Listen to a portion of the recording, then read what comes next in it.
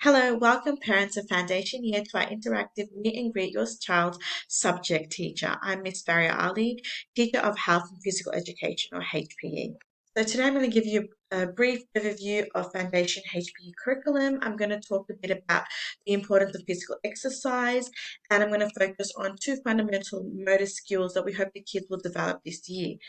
I'm also going to talk a bit about some teaching methods specific to health and physical education learning and some ways how I will create a safe and challenging and inclusive environment. So the Australian curriculum is divided up into 9 learning areas, and health and physical education is one of these learning areas. Health and physical education then gets divided up into 2 strands: personal, social, and community health, and movement and physical activity.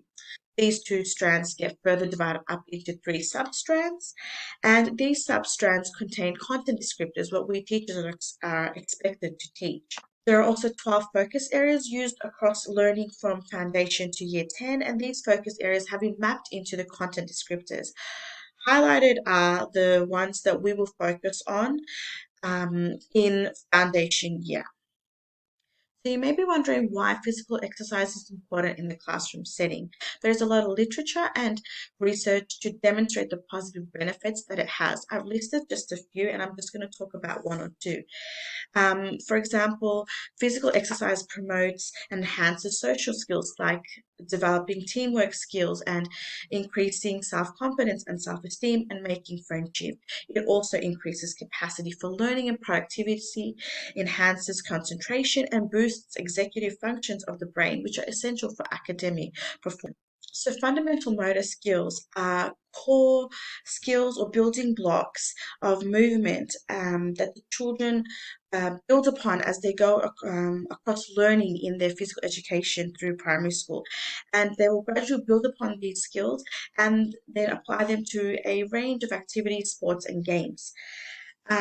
So the 2 motor skills I'm going to talk about are running and catching that we hope the kids are going to develop this year.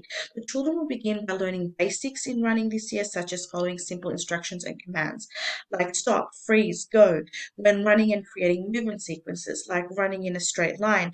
And as children progress through the year levels, they will begin to consolidate these skills, such as running in a straight line individually to running in circular relays by the end of year 3 and 4, where children are needed to understand and demonstrate more difficult movement techniques like sprinting skills and baton passing techniques. In Foundation, with the skill of catching, students learn to control and receive objects in different ways. As they progress through the year levels, they build upon these skills by practicing and refining them in varying situations and sequences like coordinating, kicking with arm movements as seen in rugby and footy. On the screen are the many health and physical education pedagogies used in the classroom. I will be focusing on direct instruction and demonstration. As you can see, direct teaching is telling or showing students, and it follows a structured sequence, and it's usually task orientated. Demonstration is more about social learning, and it motivates through imitation, and it's a visual learning aid. With both of these, we need to be mindful of the year level because children who are at younger year levels tend to have shorter attention spans and concentration levels. And if, for example, instruction is too wordy or too long, they will disengage and become bored. The same as if demonstration is too complicated to them or has too many sequences to follow, they may show disinterest and disengage from learning. So the information communication technology or ICT resources I may use in my teaching practice are use of pedometers or pulsometers, as they are engaging and they get the kids involved in their learning and it's authentic and relatable. Other examples of ICT use include using videos in demonstrations, creating videos to show student work, using charts and images to assist in instruction.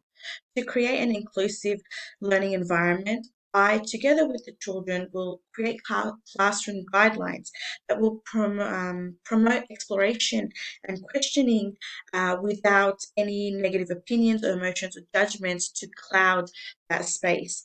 I will also keep my own personal opinions, views, and beliefs, out of the classroom and learning topics, and constant communication with yourselves, with other teachers and the community to address any concerns that you may have.